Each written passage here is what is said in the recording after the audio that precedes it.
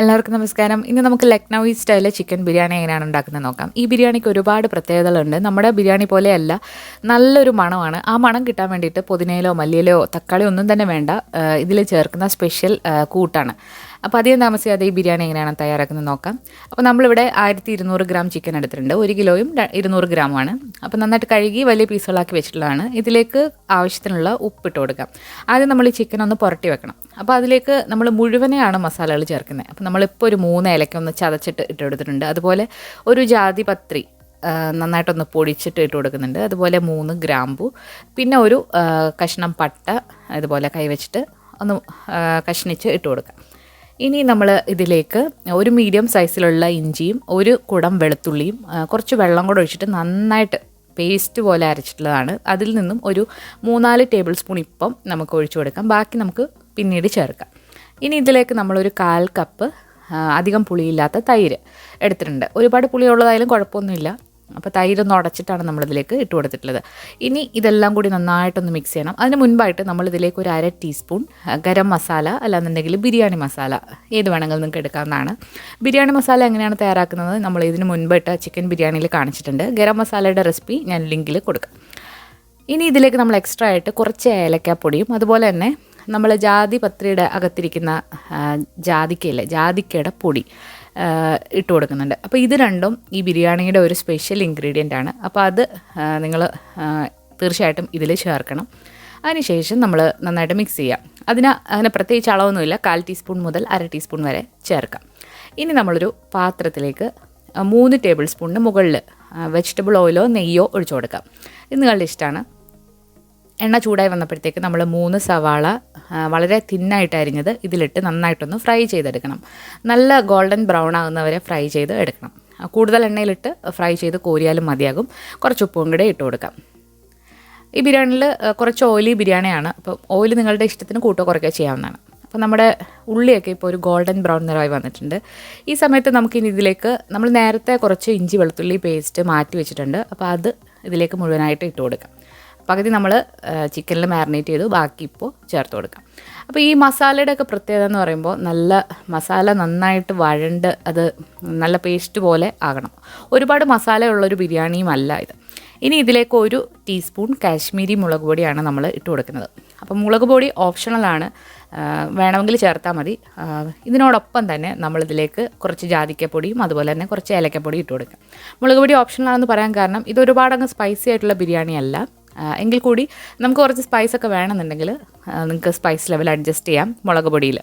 അതുപോലെ നല്ലൊരു കളർ കിട്ടാൻ വേണ്ടിയിട്ട് നിങ്ങൾ ഇതിൽ വേണമെന്നുണ്ടെങ്കിൽ ഓറഞ്ച് ഫുഡ് കളറൊക്കെ ചേർത്ത് കൊടുക്കാം. അപ്പോൾ ശരിക്കുള്ള ബിരിയാണി ചെയ്യുമ്പോൾ അതിൽ ഫുഡ് കളറൊക്കെ ചേർത്തിട്ടാണ് ചെയ്യുന്നത്. അല്ലാന്നുണ്ടെങ്കിൽ നിങ്ങൾക്ക് പകരം കുങ്കുമപ്പൂവും ഇതിലേക്ക് ഇട്ട് കൊടുക്കാവുന്നതാണ്. അപ്പോൾ നല്ലൊരു ഓറഞ്ച് കളർ കിട്ടും. ഇനി നമുക്കിതിലേക്ക് ചിക്കൻ്റെ കഷ്ണങ്ങൾ ഇട്ട് കൊടുക്കാം. ആ ഉള്ളി മസാലയൊക്കെ നന്നായിട്ട് വഴണ്ട് വന്നിട്ടുണ്ട്. അപ്പോൾ ചിക്കൻ്റെ കഷ്ണങ്ങൾ നമ്മളിതിലേക്ക് ഇട്ടിട്ട് നന്നായിട്ട് ഇതൊന്ന് കുക്ക് ചെയ്തെടുക്കണം. ഒരുപാട് എണ്ണയിലൊക്കെ ചെയ്യുന്നവർ ചിക്കൻ ഇതിലിട്ട് ഫ്രൈ ചെയ്തൊക്കെ എടുക്കാറുണ്ട് എണ്ണയിലിട്ട്. അത് ഓരോരുത്തരുടെ ഇഷ്ടമാണ്. അപ്പോൾ അത് നിങ്ങൾക്ക് തീരുമാനിക്കാം. ഞാനിവിടെ ഒരുപാട് ഓയിലിയായിട്ടല്ല ചെയ്തെടുക്കുന്നത്. ചിക്കൻ ഇതിലിട്ടിട്ട് നന്നായിട്ട് നമുക്കൊന്ന് കുക്ക് ചെയ്തെടുക്കണം. അതുപോലെ ചിക്കൻ കുക്ക് ചെയ്യുമ്പോൾ നമ്മളിതിലേക്ക് മറ്റ് 2 ഇൻഗ്രീഡിയൻസ് കൂടി സ്പെഷ്യലായിട്ട് ചേർക്കുന്നുണ്ട്. അത് ഈ ഒരു ബിരിയാണിയുടെ ഒരു സ്പെഷ്യാലിറ്റിയാണ്. അപ്പോൾ ആദ്യം നമുക്ക് ചിക്കൻ ഇട്ടിട്ടൊന്ന് മിക്സ് ചെയ്യാം. അതിനുശേഷം നമുക്കത് ഇട്ട് കൊടുക്കാം. ഏറ്റവും പ്രധാനം ഉള്ളി നന്നായിട്ട് ഫ്രൈ ആവണം. അതിനുശേഷം മാത്രമേ ചിക്കൻ ഇടാവുള്ളൂ. അല്ലാന്നുണ്ടെങ്കിൽ നമ്മൾ ഉദ്ദേശിക്കുന്ന ടേസ്റ്റ് ബിരിയാണിക്ക് കിട്ടില്ല. അപ്പോൾ നന്നായിട്ട് തന്നെ ഇതൊന്ന് മിക്സ് ചെയ്തെടുക്കാം.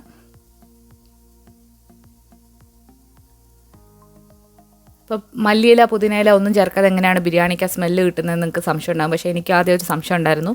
പക്ഷേ ഇതുണ്ടാക്കി കഴിച്ച് നോക്കിയപ്പോൾ അടിപൊളി മണമാണ്. കിഡിലൻ സ്റ്റൈലിലുള്ള ഒരു ബിരിയാണിയാണ്. ഒരു തവണയെങ്കിലും നിങ്ങളിത് ട്രൈ ചെയ്ത് നോക്കണം. അപ്പോൾ എന്തായാലും ക്രിസ്മസിന് നിങ്ങൾ ബിരിയാണി എന്തായാലും ട്രൈ ചെയ്യുന്നവർ ഈ രീതിയിലൊന്ന് ട്രൈ ചെയ്ത് നോക്കണം. എന്നും ഒരേപോലത്തെ ബിരിയാണിയല്ലേ നമ്മൾ തയ്യാറാക്കുന്നത്. അപ്പോൾ ഇടയ്ക്കൊരു വെറൈറ്റിക്ക് ഇങ്ങനെയൊക്കെ ആവാം. ഇനി നമ്മളിതിലേക്ക് ഒരു പ്രധാന ഇൻഗ്രീഡിയൻറ്റ് ചേർക്കുന്നത് റോസ് വാട്ടർ അല്ലാന്നുണ്ടെങ്കിൽ റോസ് എസെൻസ് ആണ്. അപ്പോൾ ഇതിൻ്റെ ഒരു പ്രധാനപ്പെട്ട ഇൻഗ്രീഡിയൻ്റ് ആണ്. ഇതാണ് ഇതിനൊരു നല്ലൊരു ഫ്ലേവർ കൊടുക്കുന്നത്. ഞാനിവിടെ ഒരു 1/2 ടീസ്പൂൺ റോസ് എസെൻസ് ചേർത്ത് കൊടുത്തിട്ടുണ്ട്. റോസ് വാട്ടർ എന്ന് പറഞ്ഞ് പനിനീര് നമുക്ക് കുക്കിങ്ങിന് വേണ്ടിയിട്ടുള്ളത് കടകളിൽ വാങ്ങിക്കാനായിട്ട് കിട്ടും, ബിരിയാണി കടയിലൊക്കെ കിട്ടും. അപ്പോൾ അതാണ് നമ്മൾ എടുക്കേണ്ടത്. ഇനി ഇതിലേക്ക് നമ്മളൊരു 1/4 കപ്പ് പശുവും പാൽ, പച്ചപ്പാലാണ് ഒഴിച്ചു കൊടുക്കുക. അപ്പോൾ ആ ചിക്കൻ്റെ കഷ്ണങ്ങൾ നല്ല സോഫ്റ്റ് ആക്കാനും ജ്യൂസി ആക്കാനും ഒക്കെ വേണ്ടിയിട്ടാണ് നമ്മൾ പശുവും പാൽ ചേർത്ത് കൊടുക്കുന്നത്. ഇതെന്തായാലും ചേർക്കണം. ഇനി നമ്മളിതെല്ലാം കൂടി നന്നായിട്ട് മിക്സ് ചെയ്തതിന് ശേഷം അടച്ചു വെച്ച് മീഡിയം ഫ്ലെയിമിലിട്ട് നമുക്കിത് കുക്ക് ചെയ്തെടുക്കണം. ശരിക്കുള്ള ലക്നൗവി ബിരിയാണിയിൽ റോസ് വാട്ടറിനോടൊപ്പം തന്നെ കെവ്ര വാട്ടർ എന്ന് പറഞ്ഞിട്ട് ഒരു വെള്ളമുണ്ട്. ബിരിയാണിക്കൊക്കെ മണം കൊടുക്കുന്നൊരു വാട്ടറാണ്. ആമസോണിലൊക്കെ വാങ്ങിക്കാനായിട്ട് കിട്ടും. അപ്പോൾ ആ വെള്ളം കൂടെ ഇതിലേക്ക് അവർ ചേർക്കാറുണ്ട്. ഇപ്പോൾ എൻ്റെ കയ്യിൽ അത് ഇല്ല. അപ്പോൾ നിങ്ങളുടെ കയ്യിലുണ്ടെങ്കിൽ തീർച്ചയായിട്ടും ഒരു 2 ടേബിൾ സ്പൂൺ അതിലേക്ക് ചേർത്ത് കൊടുക്കാം, നിങ്ങളുടെ ഫ്ലേവറിനനുസരിച്ചിട്ട്. അപ്പോൾ അത് നന്നായിട്ട് മിക്സ് ചെയ്തിട്ട് നമുക്കിത് അടച്ചു വെച്ച് മീഡിയം ഫ്ലെയിമിലിട്ട് കുക്ക് ചെയ്തെടുക്കാം. ഒരു 20 മിനിറ്റൊക്കെ ഇപ്പോൾ കഴിഞ്ഞിട്ടുണ്ട്. നമ്മുടെ ചിക്കൻ ഇപ്പോൾ നന്നായിട്ട് വെന്ത് വന്നിട്ടുണ്ട്. നിങ്ങൾക്ക് കാണാം മുകളിൽ എണ്ണയൊക്കെ തെളിഞ്ഞ് വന്നിട്ടുണ്ട്. ഈ സമയത്ത് നിങ്ങൾക്ക് കളറ് പോരാൻ തോന്നുകയാണെന്നുണ്ടെങ്കിൽ കുറച്ച് ഓറഞ്ച് ഫുഡ് കളറോ അല്ലാന്നുണ്ടെങ്കിൽ കുങ്കുമപ്പൂവോ ചേർക്കാവുന്നതാണ്. ഞാനിവിടെ മുളക് പൊടിയുടെ കളർ മാത്രമാണ് വന്നിട്ടുള്ളത്. അപ്പോൾ സൈഡിൽ കുറച്ച് എണ്ണയൊക്കെ തെളിഞ്ഞിട്ടുണ്ട്. ആ എണ്ണ നമുക്ക് ഒരു പാത്രത്തിലേക്ക് കുറേശ്ശെ കോരി മാറ്റാം. അപ്പോൾ ഇതൊരു സ്പെഷ്യാലിറ്റിയാണ് ഈ ബിരിയാണിയുടെ. നമ്മൾ ഈ എണ്ണ കോരി മാറ്റിയിട്ട് നമ്മൾ ദം ചെയ്യുമ്പോൾ ആ എണ്ണ നമ്മൾ ലെയർ ചെയ്യുമ്പം ഒഴിച്ചു കൊടുക്കാൻ വേണ്ടിയിട്ടാണ് ഈ എണ്ണ. അപ്പോൾ റൈസിന് നല്ലൊരു കളറും കിട്ടും, നല്ലൊരു ടേസ്റ്റുമാണ്. അപ്പോൾ നമ്മൾ അതിനങ്ങനെ പ്രത്യേകിച്ച് അളവൊന്നുമില്ല, നമ്മുടെ ഇഷ്ടം പോലെ കുറേശ്ശെ കോരിയെടുക്കാം. നമ്മൾ പാലും തൈരും അതുപോലെ തന്നെ എണ്ണയൊക്കെ ചേർത്തിരിക്കുന്ന കാരണം എണ്ണ നന്നായിട്ട് തന്നെ തെളിഞ്ഞു വരും. ആവശ്യത്തിന് ഉപ്പ് നോക്കിയതിന് ശേഷം നമുക്ക് വേണമെന്നുണ്ടെങ്കിൽ കുറച്ച് ഉപ്പും കൂടെ ഇട്ട് കൊടുക്കാം. ചിക്കൻ ഒരുപാടങ്ങ് വെന്തങ്ങ് അളിഞ്ഞു പോകരുത്. ഒരു 1/4 പരുവം വേവാണ് ഇപ്പോൾ വന്നിട്ടുള്ളത്. ബാക്കി ഇനി നമ്മൾ ദം ചെയ്യുമ്പോഴാണ് ചിക്കൻ വേവാൻ പോകുന്നത്. അപ്പോൾ ഇത് ഉപ്പ് കൂടെ ഇട്ടിട്ട് ഒന്നുകൂടെ തിളപ്പിച്ചിട്ട് നമുക്ക് തീ ഓഫ് ചെയ്യാം. ഇനി നമുക്കിതിലേക്ക് വേണ്ടിയിട്ടുള്ള അരി എങ്ങനെയാണ് തയ്യാറാക്കുന്നത് നോക്കാം. അപ്പോൾ നമ്മളിവിടെ 3 കപ്പ് ബസ്മതി റൈസാണ് എടുത്തിട്ടുള്ളത്. ബസ്മതി റൈസ് എടുക്കുമ്പോൾ എപ്പോഴും നീളമുള്ള റൈസ് എടുക്കുക ഈ ബിരിയാണിക്ക്. അപ്പോൾ ലോങ് ഗ്രെയിൻ ബാസ്മതി റൈസ് എന്ന് പറഞ്ഞിട്ട് വാങ്ങിക്കാനായിട്ട് കിട്ടും. ഞാനിവിടെ യൂസ് ചെയ്തിരിക്കുന്നത് ടിൽഡ എന്ന് പറഞ്ഞിട്ടുള്ള ഒരു ബ്രാൻഡാണ്. അപ്പോൾ നന്നായിട്ട് കഴുകിയതിന് ശേഷം 30 മിനിറ്റ് കുതിർക്കാനായിട്ട് വെക്കണം. അത് മസ്റ്റാണ്. എങ്കിൽ മാത്രമേ അരി നന്നായിട്ട് നീളത്തിൽ കിട്ടുള്ളൂ. ഇനി ഒരു വലിയ പാത്രത്തിലേക്ക് ഒരു 3.5 ലിറ്റർ വെള്ളം നമ്മൾ വെച്ചിട്ടുണ്ട്. അതിലേക്ക് ആവശ്യത്തിനുള്ള ഉപ്പിട്ട് കൊടുക്കാം. ഉപ്പിടുമ്പോൾ പ്രത്യേകം ശ്രദ്ധിക്കണം, ഉപ്പ് കുറച്ച് കൂടി നിൽക്കണം. അപ്പോഴാണ് റൈസിന് കറക്റ്റായിട്ട് ഉപ്പ് കിട്ടുക. ഇതിലേക്കൊരു 3 ഏലക്ക, 3 പച്ചമുളക്, അതുപോലെ തന്നെ 3 ഗ്രാമ്പൂ, ഒരു ചെറിയ കഷ്ണം പട്ട, ഒരു ബേ ലീഫ്, ഇത്ര ഇട്ട് കൊടുത്തിട്ടുണ്ട്. കുറച്ചുകൂടി ഉപ്പ് ഒന്ന് അഡ്ജസ്റ്റ് ചെയ്തിട്ട് ഇട്ട് കൊടുക്കാം. ഇനി ഇതിലേക്കൊരു 1/2 ടീസ്പൂൺ നെയ്യും കൂടെ ഇട്ട് കൊടുത്തിട്ട് നമുക്ക് അരി ഇതിലിട്ട് നന്നായിട്ട് വേവിച്ചെടുക്കണം. നന്നായിട്ട് വേവിക്കുക എന്ന് പറയുമ്പോൾ നമ്മൾ അരി മുഴുവനായിട്ട് ഇതിൽ വേവിക്കില്ല. 75 മുതൽ 80% വരെ ആണ് അരി വേവിക്കേണ്ടത്. അപ്പോൾ നമുക്കിതിലേക്ക് ഇട്ടിട്ട് ഒന്ന് കുറച്ച് സമയമാകുമ്പോഴത്തേക്ക് തന്നെ അരി റെഡിയാകും. ബാക്കി നമ്മളിത് വേവുന്നത് ദം ചെയ്യുമ്പോഴാണ്. അപ്പോൾ അരി ഇട്ട് കൊടുത്തിട്ടുണ്ട്. ഇനി മീഡിയം ഫ്ലെയിമിലിട്ട് നമുക്കിതൊന്ന് കുക്ക് ചെയ്തെടുക്കാം. ഇപ്പോൾ ഒരു 80% അരി വെന്ത് വന്നിട്ടുണ്ട്. അപ്പോൾ നമ്മൾ ആ വെള്ളം ഊറ്റിക്കളഞ്ഞിട്ട് ചൂടോടെ അരി ഒരു സ്ട്രെയിനറിൽ വെച്ചിട്ടുണ്ട്. ഇനി നമുക്കിത് പെട്ടെന്ന് തന്നെ ദം ചെയ്തെടുക്കാം. അപ്പോൾ മസാലയും അരിയും ചൂടാണ്. അപ്പോൾ മസാല നമ്മൾ ദം ചെയ്യുന്ന പാത്രത്തിലേക്ക് മാറ്റിയിട്ടുണ്ട്.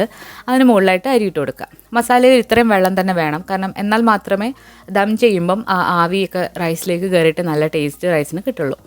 അപ്പോൾ അരി ആദ്യം ഒരു ലെയർ ഇട്ട് കൊടുക്കാം. അതിനുശേഷം അതിന് മുകളിലായിട്ട് കുറച്ച് ഇൻഗ്രീഡിയൻസ് കൂടി നമുക്ക് ഇട്ട് കൊടുക്കാം. അതുപോലെ തന്നെ അരി വേവിക്കുമ്പോഴും നമുക്ക് റോസ് എസൻസോ റോസ് വാട്ടറോ ചേർത്ത് വേവിക്കാം. അപ്പോൾ അരിക്കും നല്ലൊരു ഫ്ലേവർ കിട്ടും.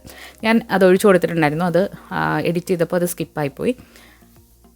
അപ്പോൾ നമ്മൾ ആദ്യത്തെ ലെയർ ഇട്ട് കൊടുത്തു. ഇനി നമ്മൾ നേരത്തെ മാറ്റി വെച്ചിരിക്കുന്ന ആ റെഡ് ഓയിലില്ലേ, അത് ഇതിന് മുകളിലായിട്ട് ഇതുപോലെ ഒന്ന് ഇട്ട് കൊടുക്കാം. അപ്പോൾ അരിക്കൊരു ഓറഞ്ച് കളറ് കൊടുക്കും ഇത്. അതുപോലെ തന്നെ നമുക്ക് കുങ്കുമപ്പൂ പാലിൽ മിക്സ് ചെയ്തിട്ടും ഇതിൽ ഒഴിക്കാം. അപ്പോൾ ഒരു യെല്ലോ കളറും കിട്ടും. അപ്പോൾ 2 കളറിലുള്ള റൈസ് നമുക്ക് കിട്ടും.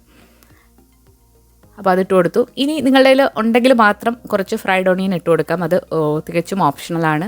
അപ്പോൾ എൻ്റെ കയ്യിൽ കുറച്ചുണ്ടായിരുന്നതുകൊണ്ട് ഞാൻ ഇട്ട് കൊടുത്തു. ഇട്ട് കൊടുത്തില്ലെങ്കിലും കുഴപ്പമൊന്നുമില്ല. അതുപോലെ തന്നെ ഇതിൻ്റെ ഇടയ്ക്ക് നമ്മൾ കുറച്ച് ഏലക്കാപ്പൊടി അതുപോലെ ജാതിക്കാപ്പൊടി ഒന്ന് സ്പ്രിങ്കിൾ ചെയ്യുക. നമ്മൾ ഗരം മസാല സ്പ്രിങ്കിൾ ചെയ്യുന്ന പോലെ. വീണ്ടും റൈസ് ഇട്ട് കൊടുക്കുക, ലെയർ ചെയ്യുക.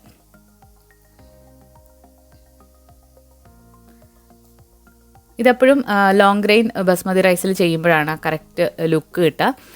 ചെറിയ അരി എടുക്കുന്നതിനെക്കാട്ടും നല്ലത് ബസ്മതി അരി തന്നെയാണ്. അപ്പോൾ നമ്മൾ മുഴുവനും ഇതുപോലെ ലെയർ ചെയ്ത് ഓയിലും ഒക്കെ ഒഴിച്ചിട്ടുണ്ട്. ഏറ്റവും മുകളിലായിട്ട് കുറച്ച് ജാതിക്കാപ്പൊടിയും ഏലക്കപ്പൊടിയും ഇട്ട് കൊടുക്കാം. ഇത് രണ്ടുമാണ് ഇതിനൊരു നല്ല ഫ്ലേവർ കൊടുക്കുന്നത് ബിരിയാണിക്ക്. നിങ്ങൾ ലെയർ ചെയ്യുമ്പോൾ ഇടയ്ക്ക് ആയിട്ട് നെയ്യും ഒക്കെ ഇട്ട് കൊടുക്കാവുന്നതാണ്, കൂടുതൽ റിച്ച് ആക്കാൻ വേണ്ടിയിട്ട്.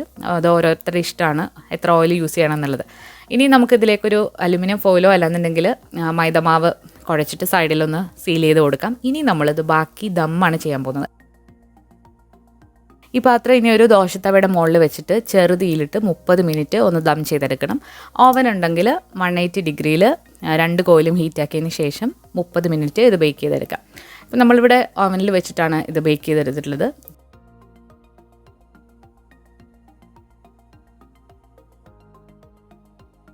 അപ്പോൾ 30 മിനിറ്റ് കഴിഞ്ഞു. അപ്പോൾ നമുക്കിനി ഇതൊന്ന് പൊട്ടിച്ച് നോക്കാം. ദോശക്കല്ലിൽ മുകളിൽ വെച്ചിട്ട് കുറഞ്ഞ തീയിലിട്ട് 30 മിനിറ്റാണ് ബേക്ക് ചെയ്യേണ്ടത്. അപ്പോൾ അങ്ങനെ ചെയ്താലും കറക്റ്റായിട്ട് തന്നെ കിട്ടും. അപ്പോൾ ആ റൈസൊക്കെ നന്നായിട്ട് ഒന്നുകൂടെ ഒന്ന് വെന്ത് നന്നായിട്ട് വന്നിട്ടുണ്ട്. അപ്പോൾ നമുക്കിതിനെ ഒന്ന് തുറന്ന് നോക്കാം. അപ്പോൾ റൈസിലേക്ക് വൈറ്റും അതുപോലെ തന്നെ ആ ഓറഞ്ച് കളറും നന്നായിട്ട് വന്നിട്ടുണ്ട്. അതുപോലെ ഏറ്റവും താഴെ ചിക്കനും നന്നായിട്ട് വെന്ത് അടിപൊളിയായിട്ട് വന്നിട്ടുണ്ട്. അതിൻ്റെ വെള്ളമൊക്കെ വറ്റി നല്ല സൂപ്പറായിട്ടുള്ള ഒരു റൈസാണ്. ഇതിന് ഒരു സ്പെഷ്യൽ മണമാണ്. നമ്മളിതിലേക്ക് മണത്തിന് വേണ്ടിയിട്ട് ഒരുപാട് മസാലകളോ ഒരുപാട് മല്ലിയില പുതിനയില ഒന്നും തന്നെ ചേർത്തിട്ടില്ല. പക്ഷേ എങ്കിൽ കൂടി സൂപ്പർ മണമുള്ള ഒരു ബിരിയാണിയാണ്. അപ്പോൾ നോർത്ത് ഇന്ത്യൻ സ്റ്റൈലിലുള്ളൊരു അടിപൊളി ബിരിയാണിയാണ്. അപ്പോൾ എല്ലാവരും ഒന്ന് ട്രൈ ചെയ്ത് നോക്കണം. നമ്മുടെ ബിരിയാണിയുടെ ടേസ്റ്റേ അല്ല, ഒരു സ്പെഷ്യൽ ടേസ്റ്റാണ്. ഈ ബിരിയാണി മണത്തിനാണ് ഏറ്റവും കൂടുതൽ ഇമ്പോർട്ടൻസ്. അതുപോലെ സൂപ്പർ ടേസ്റ്റുമാണ്. അപ്പോൾ നാളെ നമ്മളൊരു അടിപൊളി ചിക്കൻ കറിയുടെ റെസിപ്പി ഇടുന്നുണ്ട്. ഒരു നോർത്ത് ഇന്ത്യൻ സ്റ്റൈൽ ചിക്കൻ കറിയാണ്. അപ്പോൾ സൂപ്പർ ടേസ്റ്റ് ആയിട്ടുള്ള കറിയാണ്. അതും മറക്കാതെ കാണുക. ഇതുവരെ നമ്മളിട്ട ക്രിസ്മസ് റെസിപ്പീസ് എല്ലാം മറക്കാതെ കണ്ട് നിങ്ങളുടെ അഭിപ്രായങ്ങൾ അറിയിക്കുക. ട്രൈ ചെയ്യുന്ന ഒരു ഫോട്ടോസ് സെൻഡ് ചെയ്ത് തരിക. ഈ വീഡിയോ ഇഷ്ടമായാലും ലൈക്ക് ചെയ്യാനും ഷെയർ ചെയ്യാനും മറക്കരുത്. അപ്പോൾ നാളെ പുതിയ റെസിപ്പി ആയിട്ട് കാണുന്നവരെ എല്ലാവർക്കും താങ്ക് യു.